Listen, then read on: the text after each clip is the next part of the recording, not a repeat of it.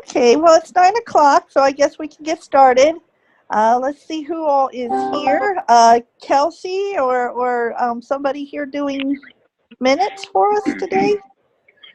Hi, Madam Chair. Kelsey's here. Hi, Kelsey. How are you today? Good. How are you? Good. All right, let's see. I'm Annette Lutz, here from Toledo. Tom Neal. Here. Okay, Larry Danfilis. Okay, Larry's not here yet. What about Scott Allen? Yes, good morning. Good morning, Scott. Doug Russo. Here. Frank Regassa. Present. And good morning. And Jim Debus. Jim Davis is here. Good morning. Good morning. Let's see what alternates we have here today. I don't know. Christopher Douglas. I don't know. Mike. Okay, Christopher's not here yet. Dean Hamilton. Who's your son? Huh? Who's your son? Good morning, Annette. This is Larry Danflid. Oh, good morning, Larry. I'm And is Dean here? Okay. What about John Canady? If John's here, he may be muted. I don't know if John's here. Okay. John Giorgio. Good morning, I'm here. Good morning, John. Dave Regassa. Or Keith Trammell. Okay. What OOD BSVI staff do we have today? Good morning, Madam Chair. This is Greg. Okay, Greg, good morning. And Amy? Good morning. Christy's here. And Christy? Allie's here. Morning, Sally. Anybody else? Matthew Karam from OD Assistant Legal Counsel. Oh, hello. Matthew, is that your name, you said? Yes, Matthew Karam. Oh, well, welcome. Thank you. And, Cynthia's here. Oh, Cynthia, okay. Good morning. Good morning. Hey, anybody else? All right, we'll do any operators or licensees here. Anyone from Toledo? Connie, standing clear. Morning, Connie. Morning. Dwayne Burkholder. Morning, Dwayne. Good morning. What about Cleveland?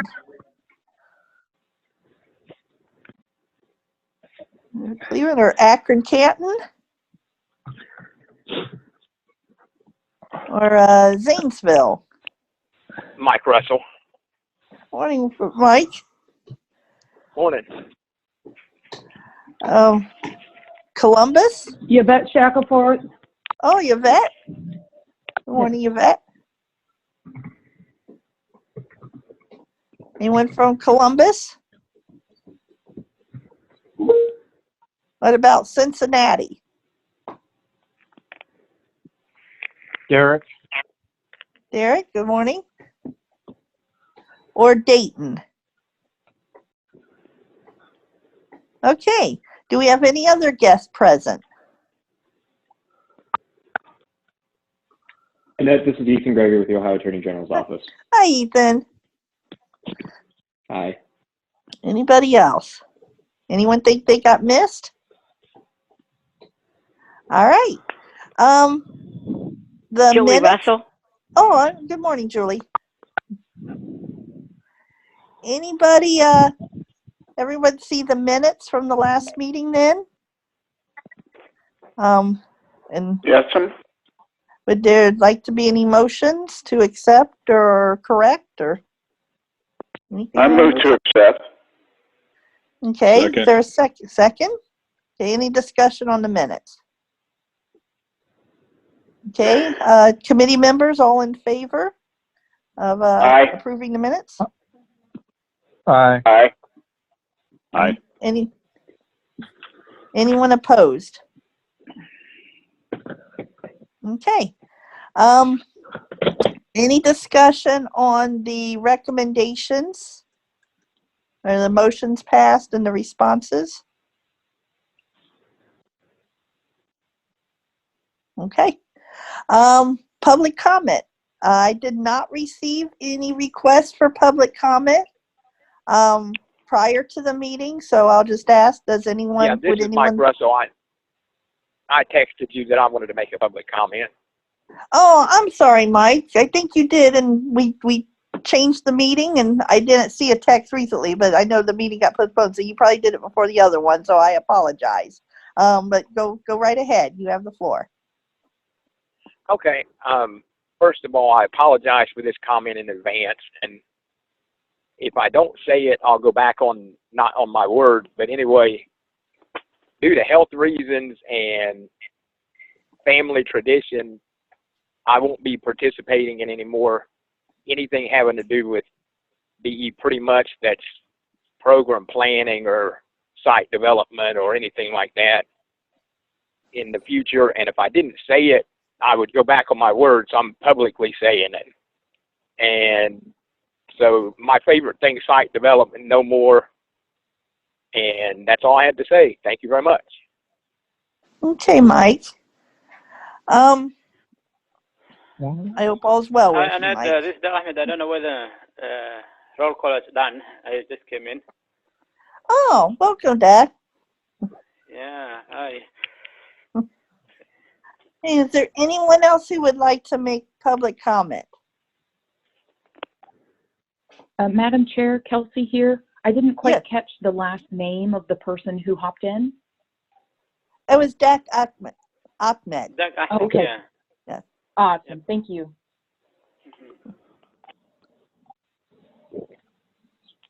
Hey, anyone Madam else? Chair, this is John Canada. I'm also online here too. Oh, morning, John.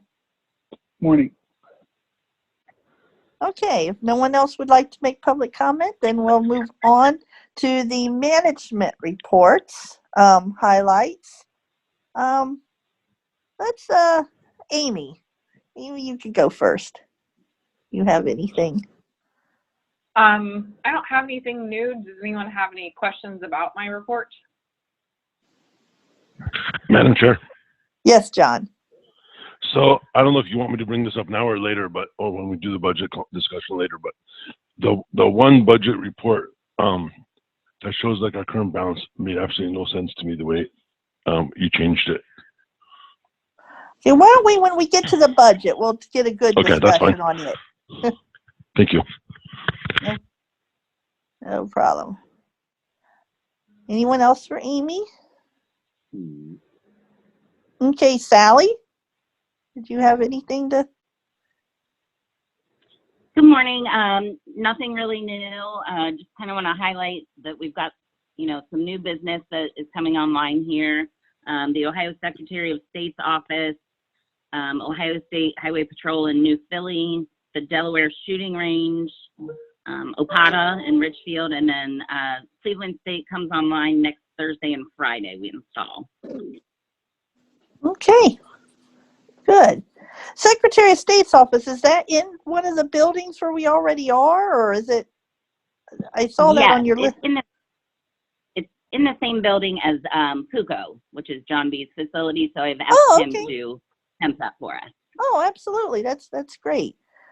Okay. Any questions for Sally? I have one. Okay. Go ahead, John. I'm just curious where we stand on the transitions of the card readers since we're getting really close. Are you referring to replacing telemeters? Yes. Yeah, so we are still rolling those out, working on colleges and universities. And honestly, if you're having issues anywhere, let me know. But yeah, we're still moving along on those. How long when do you expect it to be done by?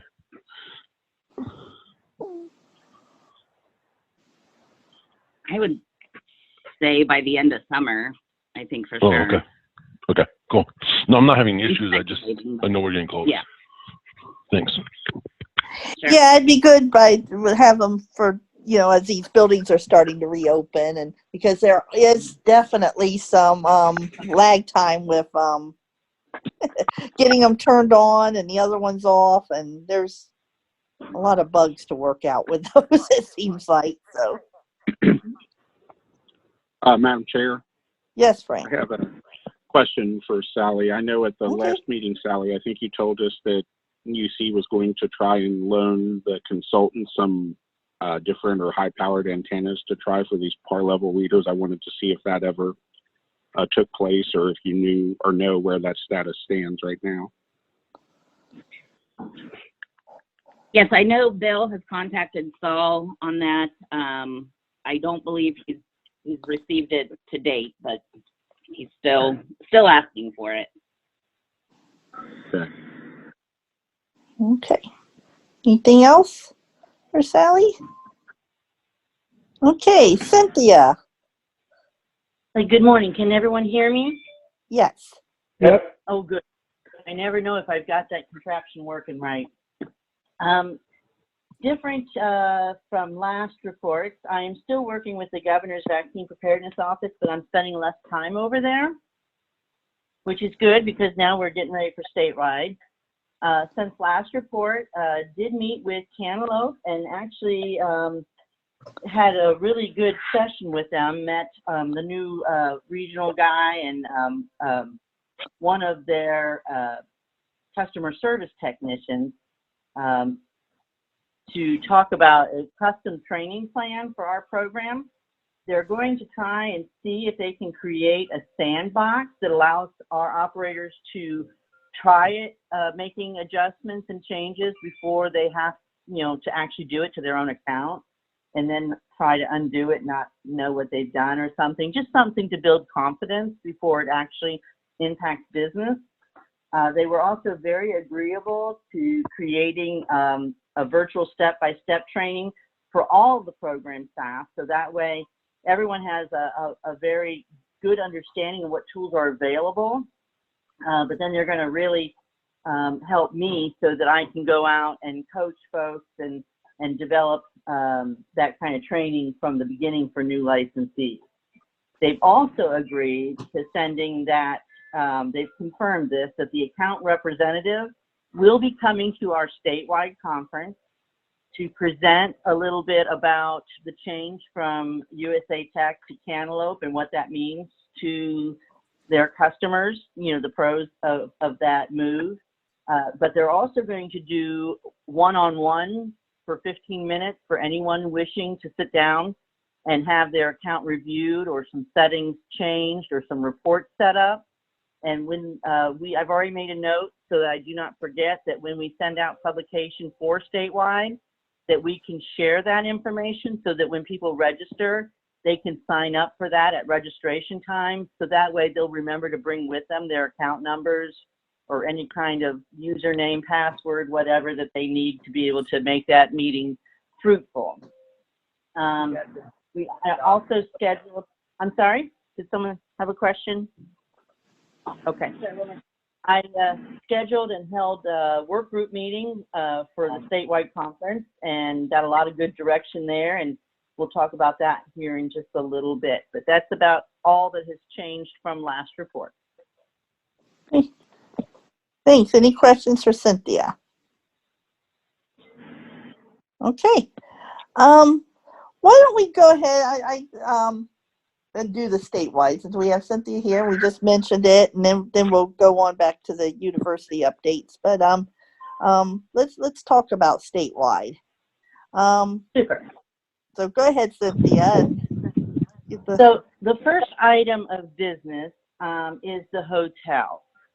So we originally, the work group had put together a preferred date of October 22nd and 23rd, having done research and making sure that there were no other conflicts or competing interests for that weekend. And we sent out requests for proposal from all of the big 5 hotels downtown, trying to stay close to the bus station and knowing that the 4-star hotels serve our needs better.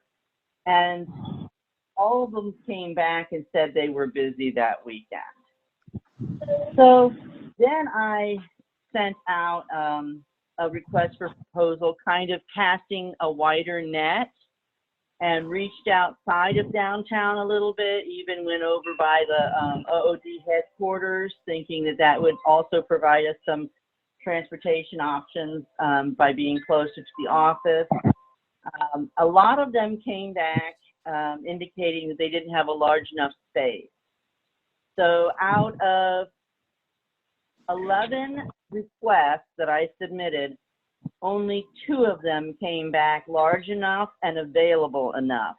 And the dates that they are available, and I asked this on the proposal, that we preferred the 22nd and 23rd, but if not, please just let us know of what dates you're available anywhere in the neighborhood, because we did say fall. That was the work group's preference, is to do it in fall. And they did not want to get into Halloween or into Thanksgiving travel area.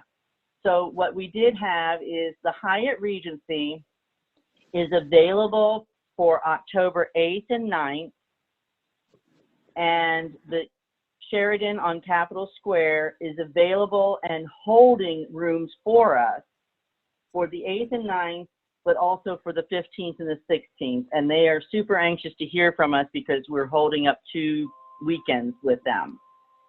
So those are our choices right as of now. And I do not anticipate getting any additional quotes. I did not hear from the Hilton over by the OOD office or Crown Plaza North. And I don't expect to hear from either of them. I mean, because I'm thinking that they're smaller, much like the other smaller places that we reach to over in that area. So it's the Hyatt for the 8th and 9th, or Capitol Square, and they're holding the rooms for us, the 8th and 9th, and the 15th and 16th. Okay. Anybody have any thoughts or? Yeah, Madam Chair. Yes, Doug. Haven't we been to the Sheraton Capitol Square before? Yes. That is where where we've we were had the last. last couple. I think the last 2 may have been there. Okay. And that's the one that's holding rooms for us, correct? Correct. Scott, was that you trying to? Okay, go ahead. Yeah, I'm not in front of my computer right now. Can anybody check and see the possible conflict with Ohio State football, whether or not one of those weekends might be a bye weekend, or when Ohio State is out of town? Actually, I'm sorry, Madam Chair. Yep, go ahead.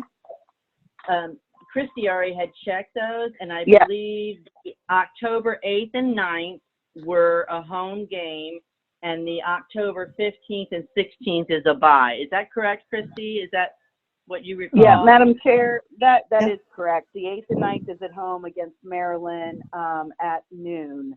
So there's going to be traffic. The other thing is that I want to point out to everyone is the 11th is a holiday. It's that Monday. So again, I don't know, particularly rest area operators, that, that's a travel weekend too. So those are the 2 things I want to point out that could be problematic for the 8th and 9th.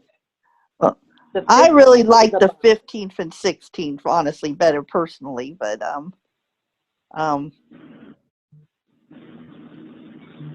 and I it's definitely a bye for football. Yep. Yeah. So, any Madam other Chair? thoughts, people? Yes, John. Are the hotel prices comparable? Or pretty comparable? Madam Chair? Yes. All hotels have to honor the federal room rate. So they have to give it to us if they're going to participate at the room rate. So that's good. I will tell you, though, we are doing research to see if it is plausible for us to offer a lunch on Friday And just the initial inquiries, the Sheridan said they are $18 per lunch, but they'll work within our budget, which our budget is $16. The Hyatt Regency came back at $25 per lunch. And I did reply back and ask them if they would be able to work with us on the $16, but I've not heard from them. But they're so much further off from the 16. I would say the Sheraton would probably be more cost effective for us. And they're the only hotel that's offering it on the 15th and 16th. And I believe they have better green space, the Sheridan. Yes, a lot of green space. It's also more blind friendly too, I think. It is. I think our folks, the feedback we've gotten in the past when we've had it at both places, that a lot of, I think folks seemed happier with the Sheraton. It is, like John said, it's a lot more blind friendly. It's a lot easier to navigate and everything. So, and Madam Chair, just to add, they're much more responsive to our ask for additional or special accommodations. Whenever we ask them for something, they are on it. Well, I think it sounds, unless somebody has other thoughts or sounds like folks are pretty happy with the fish. I don't know that if someone wants to make a motion, I don't know that we necessarily need one. But if someone would like to, we can. Or I'll make a motion. Okay. I move that we accept the Sheraton Capitol Square as the site for our statewide meeting on the 15th and 16th of October. Okay, is there a second? I'll second it. Okay, Larry, thank you. Any more discussion? All right, we'll call for the vote for that. Doug? Yes. Larry? Yes. Tom? Tom don't know. Scott? Yes. Frank? Yes. Jim? Yes, ma'am. Tom, are you there? Yes, Madam Chair. Sorry. Okay. Are you I'm just yesing the vote. Yesing the vote, okay. All right, passes. And I appreciate that, because on a personal note, October 9th is mine and Jim's wedding anniversary, and I love y'all, but I don't want to spend my anniversary with you guys, so I'm glad we did it for the following week. Okay. Anything more statewide discussion, Cynthia? No, not at this time. Thank you very much for helping me with that information. Okay. Well, we're working on putting a good thing together with statewide, and I hope everyone will come. Me too. Me too.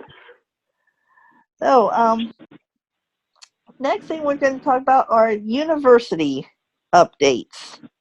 I don't know if Christy or Sally or who would like to. I can take that. Okay. So, University of Cincinnati, we have a follow-up call in July with them. I think like the first 2 weeks, we're going to be meeting with them.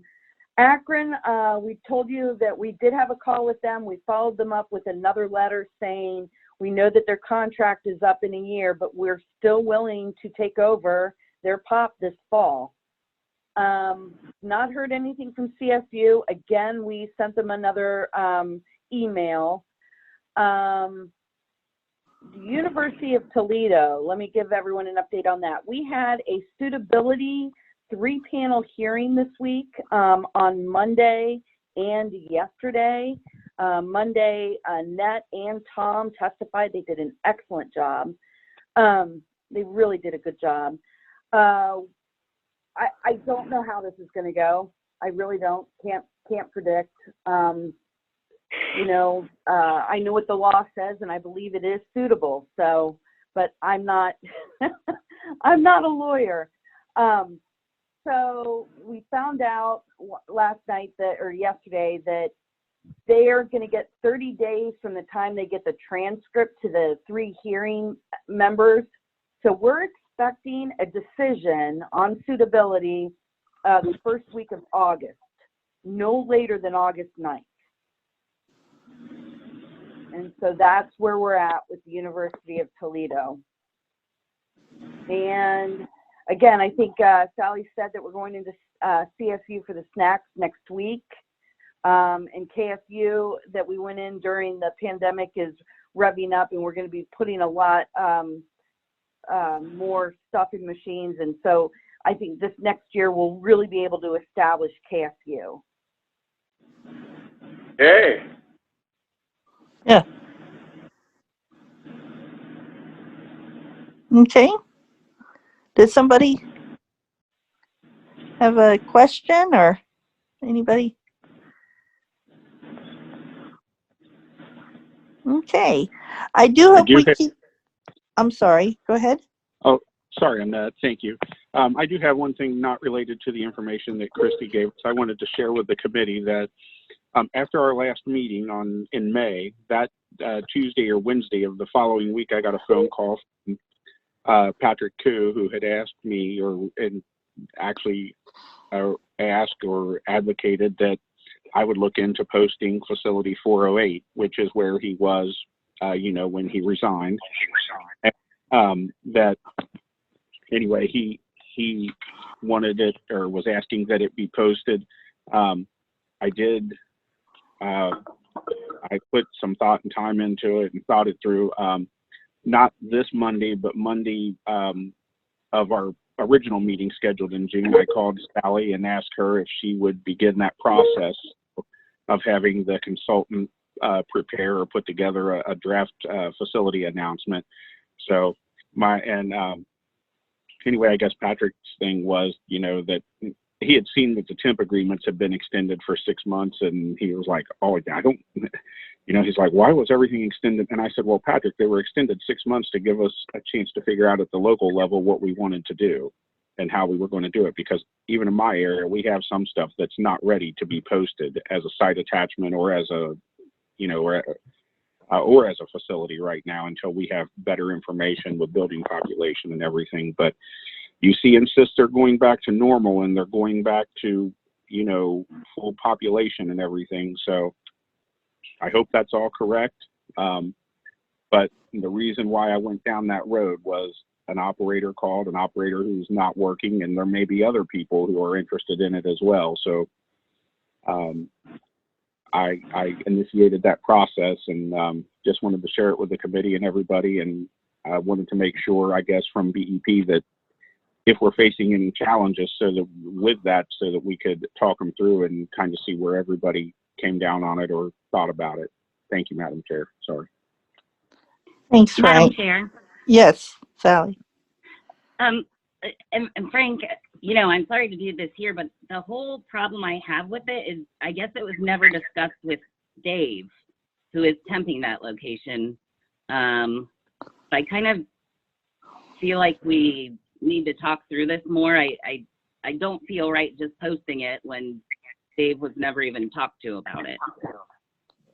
And Madam Chair, this is Christy. My only issue with it too is, again, we've treated other areas of the state like, okay, people that are in colleges and universities, that they need a full year after the pandemic. We've done that with a number of different universities in other parts of the area, the state. And so I'm trying to weigh what Frank is saying with kind of being consistent and everyone being on board. And if you can tell me that the other universities that we're temping are different in this situation, then, we're willing to listen. But to Sally's point too, this is news to the temp operator. And yeah, I think this needs to be a bigger conversation. Hey, we'll have a conversation about that. Probably outside of the meeting at that particular facility, unless other committee members want to chime in. But there is a balancing act here with some of these that, there's so many places we don't know what they're going to be, so we're reluctant to bid them. It's just a mess all over the place, to be honest. And we got to balance that with people who aren't working. which is a very good point too, when people, aren't working and trying to get them to be working, which is our whole goal. So yeah, there's a lot of things to talk about with those. Madam Chair. Well, yes, Tom. I've got another angle that I think also is extremely important and needs to be considered and given more consideration than it typically has been, and that is that we ask temporary operators to step into situations and help us. We ask them to take a financial risk. We ask them to take on a burden of keeping a facility open, regardless whether or not it's making money. And those people have stepped up and helped throughout the pandemic, and now that things are going to start making money. The next time we want people to extend a hand and help out, if they remember, well, as soon as the thing started making money, we took it away from you, so all you got was the nasty part of it. We're not going to have very much success getting people to tempt things. And believe me, I understand how bad some people's finances would be right now because of this. Mine aren't looking too good. This has had a huge impact on me, so I feel for an out-of-work operator. But we also have to feel for the operator who has taken money out of their pocket to help these things limp along for the last 9 months or however long it's been, and give them the opportunity to make themselves whole from the risk they took. And with that, Madam Chair, and that's not specific to the situation, it's just about temps in general. Absolutely. Yeah, there's a lot to look at with these temp situations. It's a unique situation that we're in, that a lot of people did temp these, like Tom said, in a time when they really just did it to do the program a favor. You see the numbers on some of these temps. They didn't make any money. And it was probably more of a pain to them than anything. It's definitely something to consider. Well, Madam Chair, Yeah, Frank, hold on, Frank. First Frank and then Doug. Go ahead, Frank. I didn't know that Dave was objecting to it, but what I would suggest with that then is that somebody on the committee, maybe you or Tom or somebody other than me, actually talk to Dave. And if there isn't, that's fine. I don't have no issue with that. I was just doing what a constituent asked me to do, and I believed, from the data that I had, that was the right move. But that's the other reason I brought it up at this meeting, so that it could be looked at and talked through and worked through. And if that's cool with everybody, I'm cool with that. And so I'm trying to, at least to some extent, since I'm related to Dave, remove myself from that equation. At least that part of it, somebody should talk to him other than me, I think. Okay. We'll work that out. Uh-oh. Someone's got feedback. Sorry about that. That was me. Oh, that's okay. Well, if anyone was sleeping, it just got them woke up. So. Okay, we'll work on that, Frank. We'll tend to that. Make sure that situation gets taken care of. Madam Chair. Yes, Doug. I couldn't agree with Tom more that the operators that agreed to temp, now that those temps are improving dramatically, they should be given an opportunity to make some hay out of it. But how long? Has anybody thought of how long we let them do that before we put it out? Well, I honestly think every situation is going to be different with that. So I don't know if we can give a set time. We extended these till the end of the year. That'll give us a chance to kind of figure out and see if any of them are making money. Some of the temps may not make any money again this year, and some may. So the colleges and universities, a lot of times we try and do transitions and off-peak time, so maybe those we would do, during the winter break. I don't know. Just different things to keep in mind. Yeah. Anybody else have? I have a question about the colleges and universities. We talked in the past about putting together a list of when contracts and things were coming open and the status of contracts, or if universities were self-filling their vending or anything like that. And I know the Bureau folks were supposed to be working on that, so I kind of wanted the status of that, where we are with that project, and when you guys might be sharing that with the committee.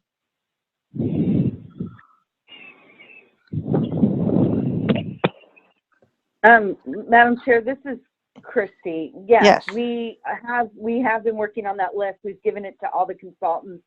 I should have an update about, hopefully we'll have an update in July on that. Okay. Anyone else have anything for colleges and universities? Okay. Let's see, what do we have next on the agenda here? Okay, we have the RSA guidelines on subcontracting. Christy, you want to get us started on that? I don't know if the whole committee knows about that, or you know, get a good Sure. update on where we are. Sure. We received what is called a TAC, a Technical Assistance Circular from RSA that went out to all states. And it's talking about how the subcontracting on federal property, the contracts can't be between us and the third-party contractor. You know, again, it says that the federal agency may choose to contract with a third-party vendor to operate the machines and is obligated to provide the vending machine income to the SLA. It is inconsistent with the Randolph-Shepard Act for the SLA to contract directly with a third-party vendor to operate vending machines on federal property. And it goes further into the TAC. And I can share this with everyone. We can email this out. So we looked at our third-party contracts, and this is just federal property. It's not, you know, it's not the Coke, it's not the state Coke contract, not Capital Square.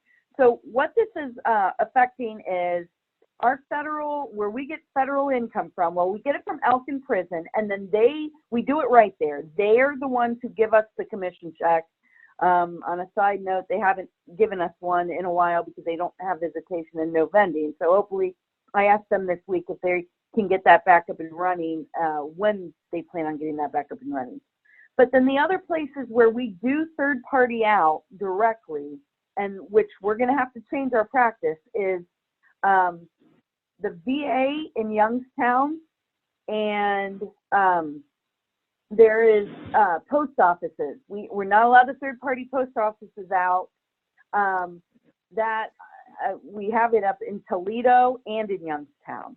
So I know one of the things that we were talking about, and Nat and I were talking about, and Sally's on here, she can fill in too, is Youngstown, the VA and the post office, maybe we need to think about taking those back over. And the Youngstown or Toledo post office, that was a pretty decent job, that maybe we need to open that back open.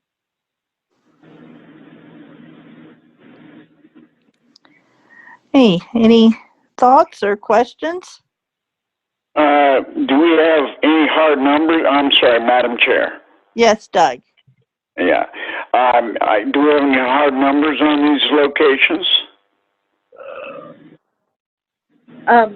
We can find out. We can try to find that out. And I know, Sally, please help me out. For the Youngstown, she had some sort of plan that next year we could possibly, I think when a rest area in that area opens back up, that maybe that could become a facility, like the VA, the post office, and the rest area could be a decent facility. Yeah. Is that right? Yeah. Actually, I think we've talked about that a little bit before, and I think everyone was on board with that at some point, but yeah. Go ahead, Sam. Madam Chair? Larry? Yes. What's the agreement set up at DSCC with the Pepsi?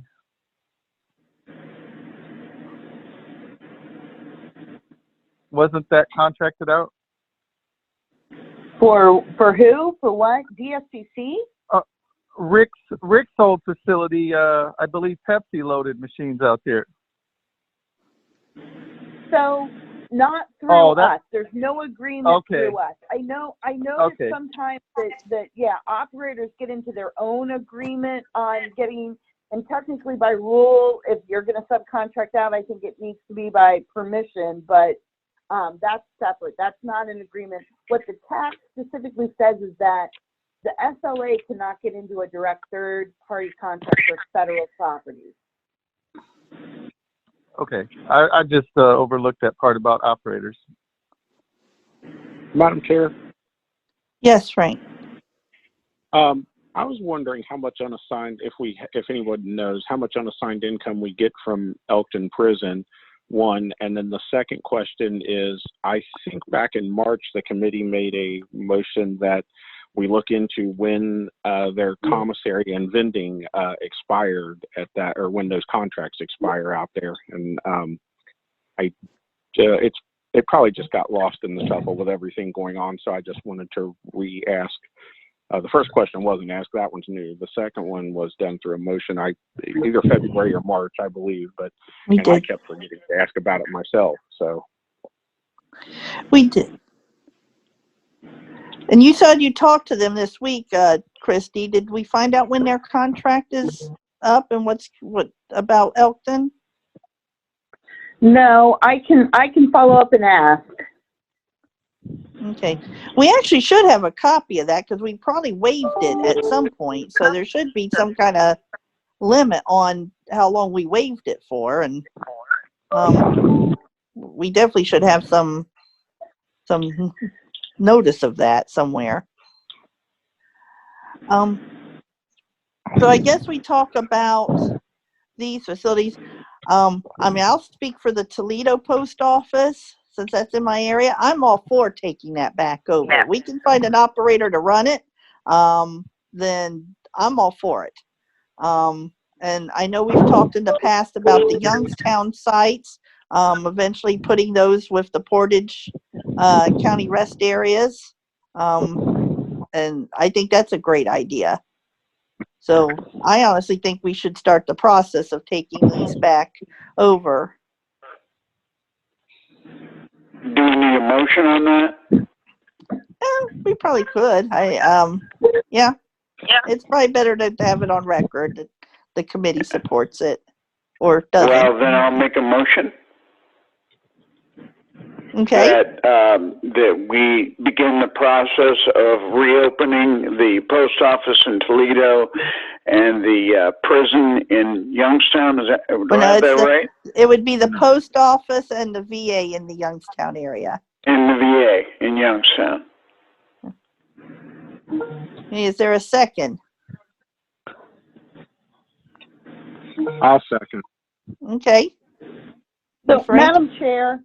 Yes. I think we need to. Yeah, we're going to talk more about it. Yeah, do we need to say reopening, or do we need to say taking back over, or I'm just trying to make sure we have our reestablishing reestablishing facilities or sites. At those locations. Yes. Like Is that language good with you, Doug? Yeah, it's good with me. Okay. All right, Christy. Madam Chair. Yes, Kelsey. Kelsey speaking. Can I get that read back? How you guys would like me to type that? I think the motion was that we begin the process of reestablishing facilities or sites at the Toledo and Youngstown post offices and the Youngstown VA. Correct.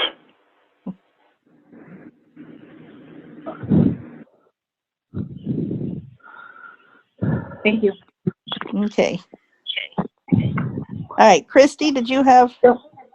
Yeah, so with the Toledo post office, and I'm all for this, but we spent a lot of money removing all the machines. We had posted that as a facility, I believe, and then as a site attachment, and no one bid. I'm fine for posting it, but I think that there's going to be, and we might need to work on the posting with this, it's going to be a longer time to get someone in there, because I'm not moving a machine until we have someone that, you know, definitely have taken it. So I think we put that in the posting that it might take like, you know, 5-6 weeks to get in there from the time after the 21-day posting. Okay.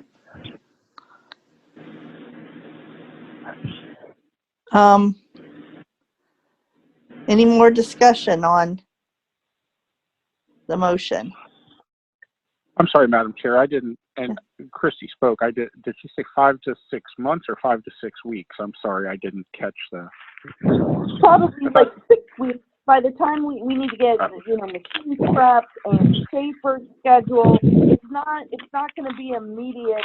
And I just think we need to tell any potential new operator that going in that it's not, you know, it's going to be posted for 21 days. And it's not going to, they're not going to be in there within 2 weeks.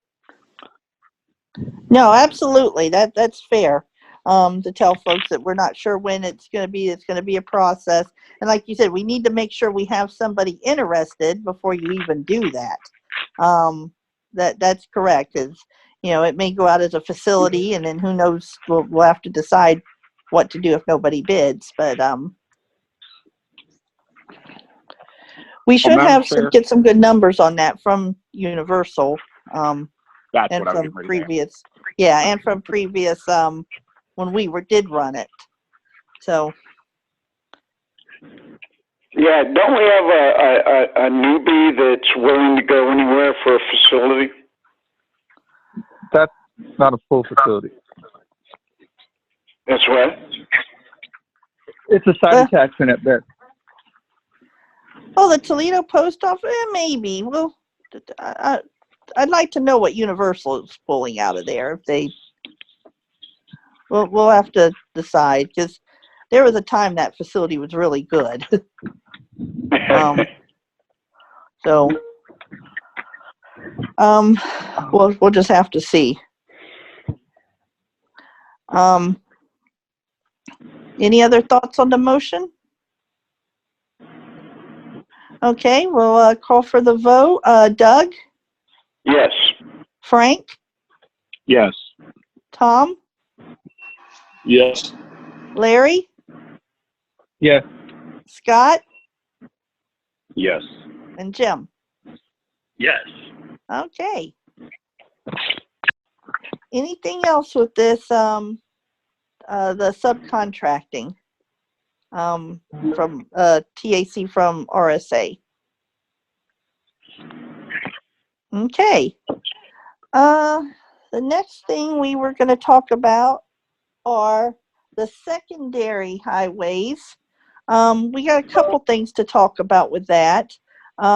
We want to talk about the Coke agreement, but first I think we need to talk about the secondary, our current agreement with ODOT, and what all is going on with the budget, or not the budget, the fees that the operators were paying at those. We found that the contract didn't allow for those fees to be paid by the operators, and so now a plan's being worked on to stop that and to reimburse those operators. So Christy, do you want to update on anything on that?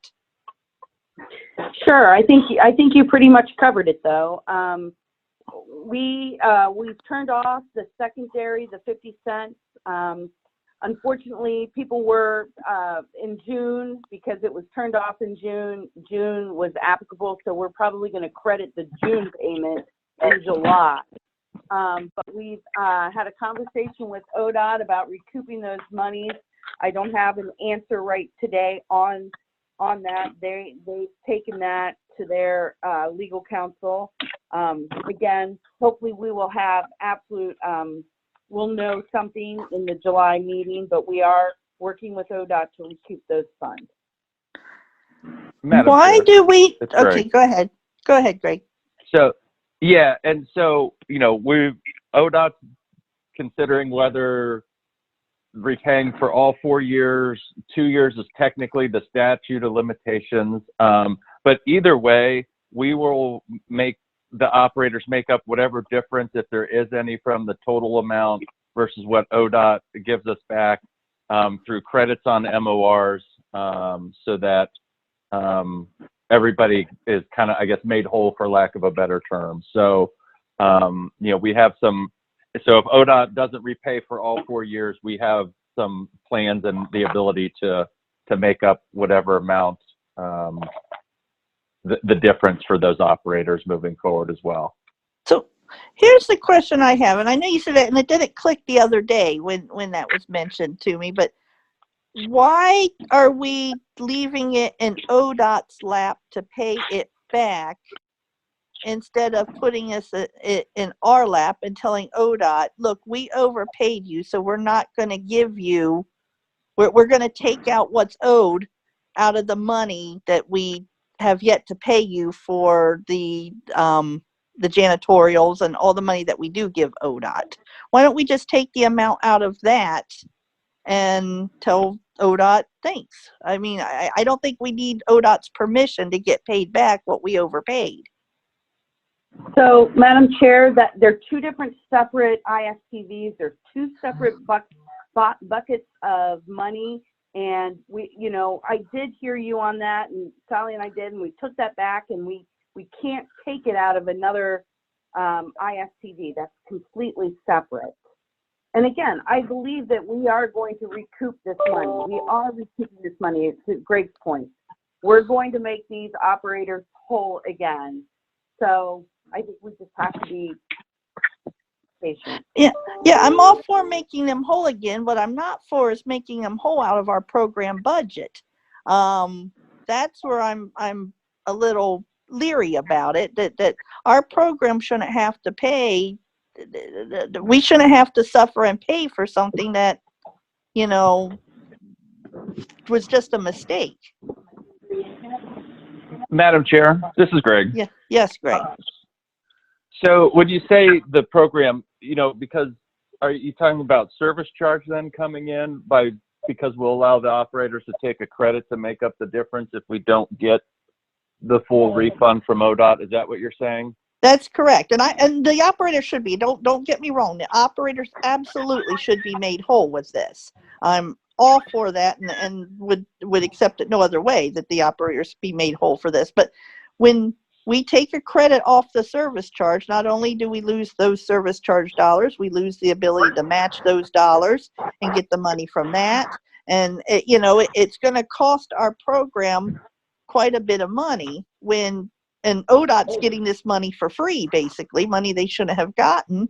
So ODOT should be the ones to pay this back, whether we take it out, find a way to take it out of what we owe them, or they write a check to our program, whichever way we want to do it. I don't care, but the program shouldn't have to pay this debt because the program didn't generate it. I hear you there. And so again, one of the things that we can look at then is so that there's not a deduction from the balance there, I guess.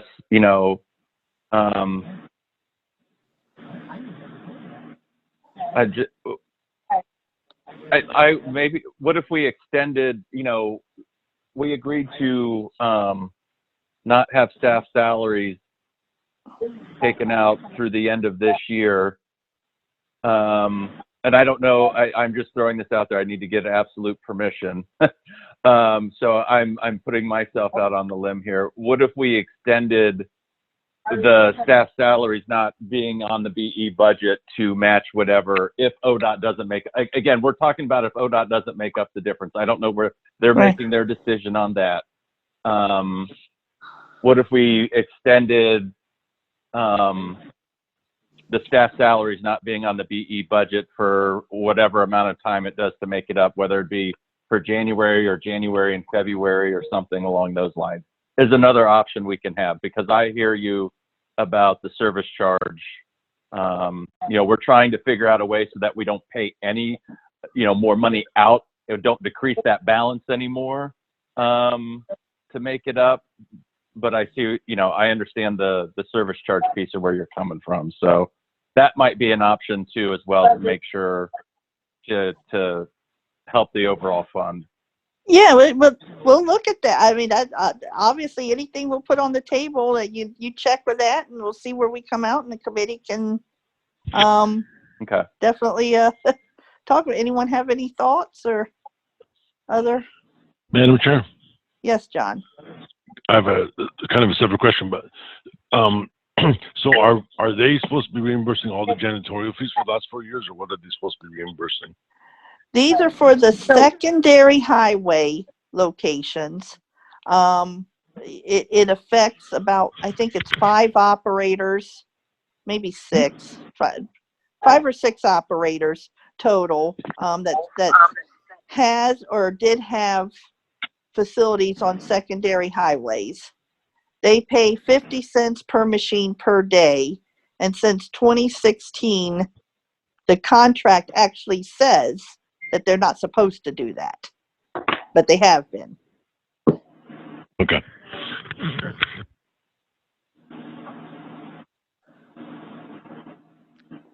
So, and I think it's about $18,000, something like that. It's the number I've heard. It's approximately that's been out there. So, okay. Well, I'm glad you guys are, we'll come up with a solution for that. The other thing with the secondaries is the Coke contract. And I guess it's up in March. And I think we should have a good discussion on, starting the procedures and think about what we want to do about that Coke agreement. We have some time, but start thinking about what we want to do there.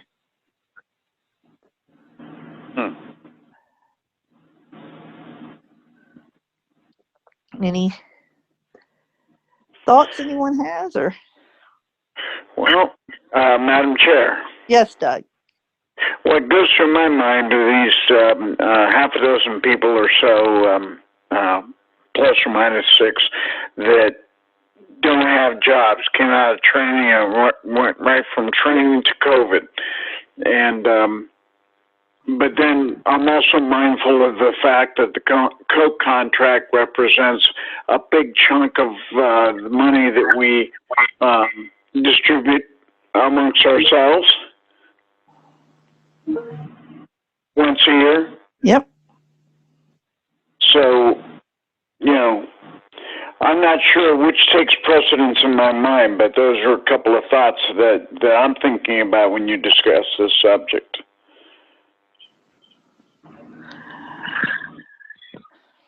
I'll put it up. Go ahead, Frank. Go ahead. I'll wait. No, I was going to say, I'm going to throw it out there. I think we should take them over. Whether we make facilities out of them, site attachments, whatever we do. I obviously don't have the answers to that. That would take a lot of us sitting down and looking at them and figuring out if we can put some together like we did in the Mansfield area and make facilities out of them. Or some of them, probably a mixture of both. Some might be site attachments, some might be full facilities, some may be nothing. We might say they're not profitable enough that we even want anything there. But that's my opinion. I think we should not do the Coke contract anymore. And this program is meant to have people working. And if we can make more jobs out of some of these places or make better jobs out of some of the ones we have, we always talk about program growth, and that's one avenue to do that. So that's my opinion. I know that takes away some money from every one of us out of the benefit money, and I recognize that, but let's try and get the facilities that we have better so that people don't miss that money then. Madam Chair? Yes, Tom. I completely agree with everything you just said. I wish we started having this discussion 5 years ago or so, and I wish we would have continued then. This is important right now more than ever. We need help for our operators. And no matter what facility you operate, there's a pretty good chance you will not be 100%. And I don't know about the rest of you guys, but I wasn't exactly a millionaire before this happened.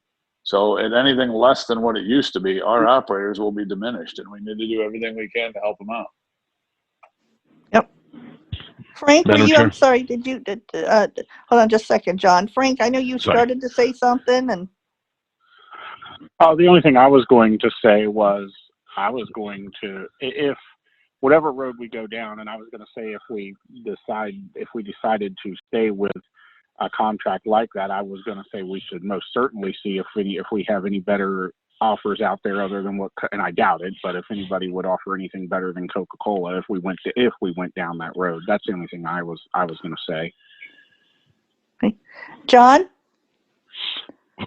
Mike Russell probably just jumped 10 feet, first of all. But I really feel, as much as I love that check every year, our primary goal in our program is to be employing people, not, so I really totally support doing what we can to make these facilities or attachments or what have you. Absolutely. So, I don't know, I guess we need to start talking about a plan if that's what we want to do. And it may be early to jump on it. I don't know. If we want to start looking at it, sitting down and putting a plan together and think if that's before we run into our deadline of March. March is when the Coke contract runs out. I think that's a really good time if we decide to take some of these over. Or all of them over as a program. People would be going in the springtime then.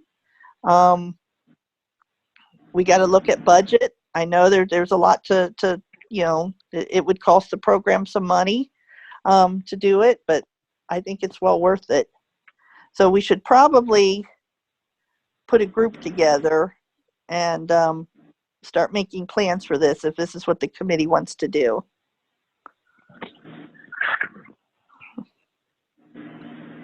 Do we need a motion, Madam Chair? We could probably use one to make it official. Well, then I would like to move that that discussions and research be opened regarding the secondary highway sites, turning them into locations to employ a blind person. Probably a better way to say that, but. Seconded. Okay, thanks, Tom. Yeah, we'll clean up the language. Probably something along the lines, Doug, if I'm reading you right, is that we explore the possibility, or the OVRC and BSVI work together to explore the possibility of ending the Coke contract. Yeah, ending the Coke contract and making the establishing sites and facilities at the secondary highway locations. That sounds good to me. Yeah, Tom. I second that as well. Okay. So, Madam Chair. Yes.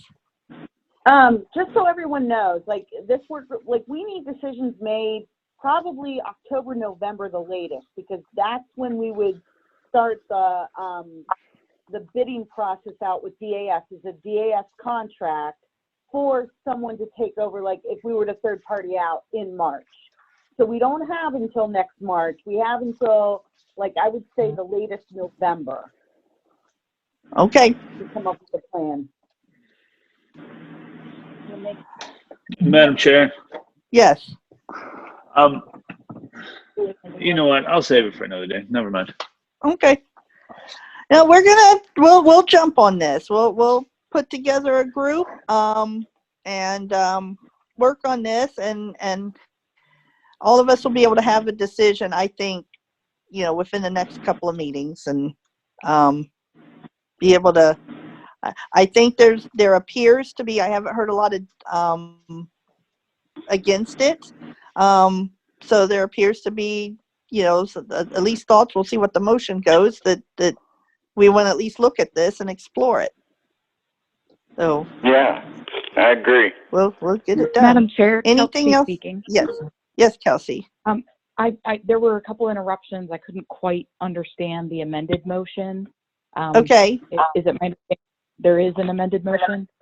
It's kind of amended. It was that OVRC and BSVI explore the possibility of ending the Coke agreement and establishing sites or facilities at the secondary rest areas. Got it. Thank you. Okay. So if that passes, we'll put together a group. Any more discussion on that? Okay. Call for the vote. Doug? Yes. Tom? Yes. Larry? Yes. Scott? Yes. Frank? Yes. Jim? Big yes. Okay. I'll work on putting that work group together then, and we'll begin and figure out what that'll all entail. Okay. Anything else more on the secondaries? Okay. Well, let's see what else. Okay. The budget discussion. I guess we'll talk about the budget reports that came out. I know there was a few questions on it and kind of where we were with the budget. John, I know you had something to start with, so. So, Madam Chair, there was the budget report that showed our cash balance. I didn't understand the new format that Amy had changed it to. So what? I'm not really sure. I don't have a specific question. I just didn't understand the new format. It didn't make any sense to me. Oh, okay. I probably should have looked at. I haven't looked at it since last week, but I couldn't make sense of it. Okay. Madam Chair. Yes, Amy. And we can certainly go back to the old format of the cash balance. This format we tried to do to show all the different like revenues and expenditures by month, so you can kind of see like what makes up the cash balance, because I know there is some discussion of you guys wanted more detail, and I will say that this one, it's split up with matched, non-matched, and our pass-through. And the non-matched right now is negative because the stipend that was given out last year was taken out of non-matched at first, but we had that switched recently that it came out of match. So the non-matched balance is positive. Like everything is positive. Madam Chair? Yes, Tom. In that section specifically, Amy, how come the pass-through seems a little bit higher than it traditionally does at this time?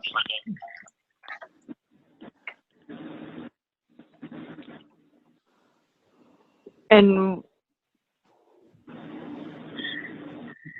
like, can you be more specific of? The number looks larger than what it ought to be. Like, what is included in that? It's the 45,000.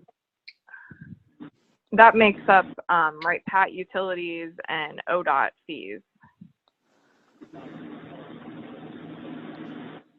And what was that those number? Are paid. That does seem high. We'll double check and find out where that number came from. If it was a matter of, my presumption is there was nothing in, maybe it's being made up from some of the months that were blank, but that does seem high. We can pull the background of that. Madam Chair. Yes, Amy. I believe it's because so everything gets paid quarterly, so that would have been this next quarter's payment. But also, I think it had double for the Coke secondaries because Coke is normally running behind on paying their utility payment. They're on time with commission, but they're a little bit behind on paying utilities. Their accounting department is just delayed a little bit, so I think that was to make up for the prior, if that makes sense. Okay. Any other questions or thoughts about the budget?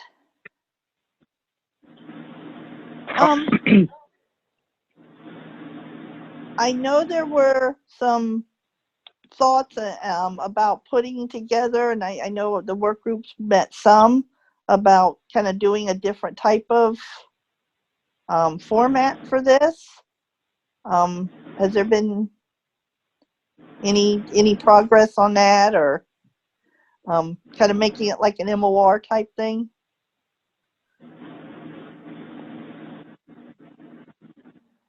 Okay. Yes. Derek. Yes, Derek. That work group, and it's chaired by Tom, and there were other people involved, including myself. And the last meeting we had some good discussion. Jeff Toll was on there, and John DiGiorgio, and myself and Tom, and we had some really good discussions and ideas. And last I heard, Amy was going to be invited to join those discussions to make sure that our recommendations were feasible. So okay. I think that's where we're at. I don't know when that's going to happen, but hopefully soon. Okay. Madam Chair, I'm sorry, I was dealing with the situation. We had a meeting. I had planned to make it, and then some other members who were in the meeting had made some phone calls, and then there was a little bit of confusion on who was supposed to be doing what and all that. But I think we've got it straight now, and we'll be moving forward with something hopefully by the next meeting. Okay. Sounds good. Any other questions about budget? Okay. At some point, we're going to, I'm going to entertain a motion to go into executive session for the committee to have some discussion with our AG counsel, Ethan. But before we do that, does anyone have anything else to bring up or have the committee discuss? Madam Chair, it's Christy. Yes, Christy. Yes. So just to keep everyone, just to put this out there for everyone, the public meetings being able to do it via phone, that went into was extended in December through June 30th of this year. And yes, there was, it was put into, I think, an early version of the budget to extend that, but there's not been, we don't know where it's at. We don't know if it's still in there. So I did contact the Rice this week and set up meetings just so we have them on the 19th floor for July, August, September, October, November, and December, just through the rest of this year, to make sure that there is space available and that we have something reserved. And they were able to reserve rooms on the 19th floor for us.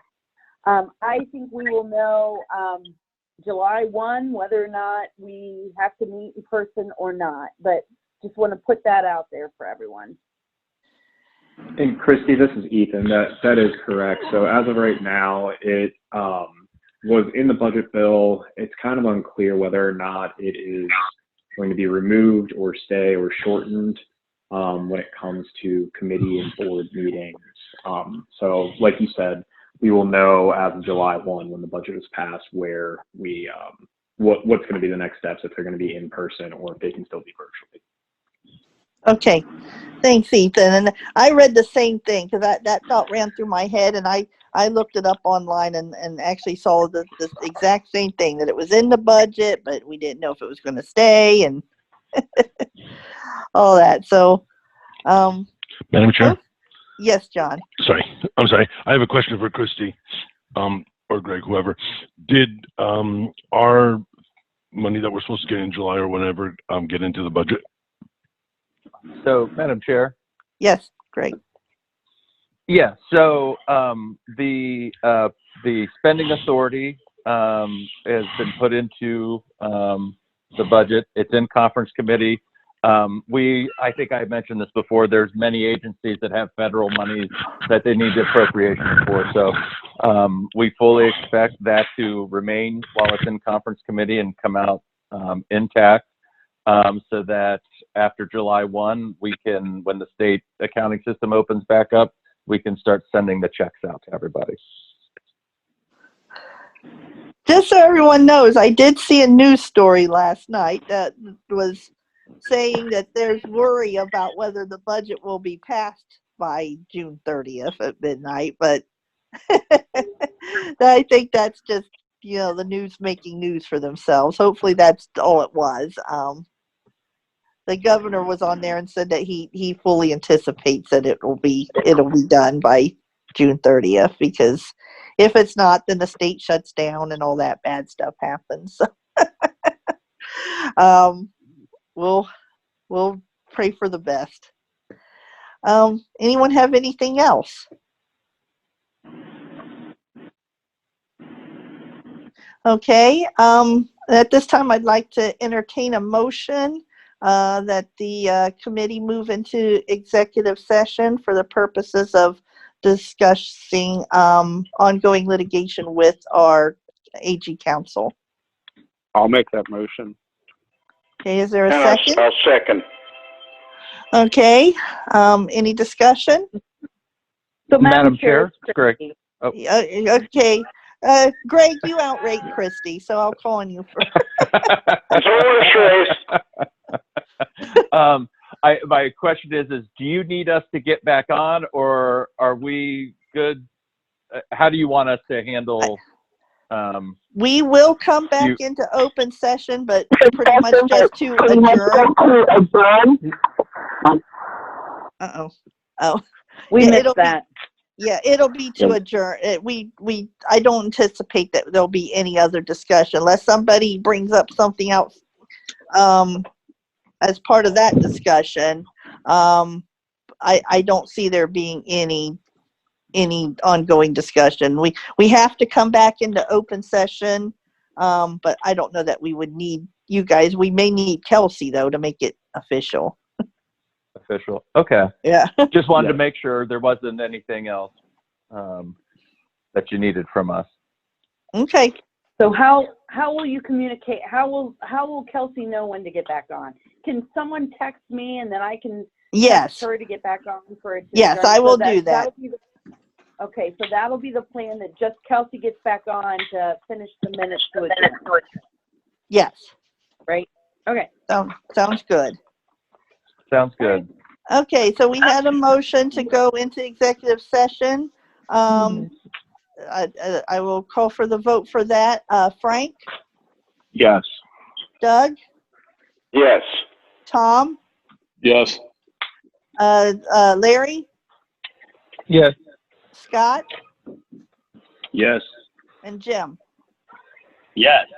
Okay, so we will be moving into executive session. All of those who are not on the committee, or Ethan, I'm going to ask you to hang up. We will try to send out a notice when we will be coming back, if anyone would like to join us.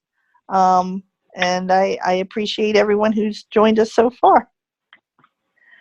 All right, so we're back on record. We came out of executive session around 10:46, so back on the record. Did anyone have any other business to discuss?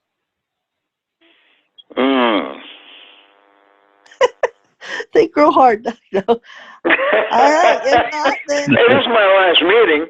Yeah, I know. Well, we're happy. We'll say that officially, that we're so happy you were a part of this meeting, committee for as long as you have been, Doug, and we appreciate all the work you've done. Well, thank you, Annette. And we will definitely miss you. And John Kennedy. Thanks, John Doug, Kennedy's and thanks, leaving John too. Kennedy. Yes. Absolutely. He's leaving, has been a part of this for a long time, and we appreciate all the work John has done as well. So we look forward to you guys still helping us out and being a resource. Sure. For us. Thank you, guys. I appreciate it. That being said, anyone have anything else? Then we can adjourn. So. Okay. All right. Well, everyone Have a good weekend, everybody. Great weekend. Kelsey, thank you. Sorry it was short and sweet. Take care, everyone. Thank you. Have a good weekend, everybody.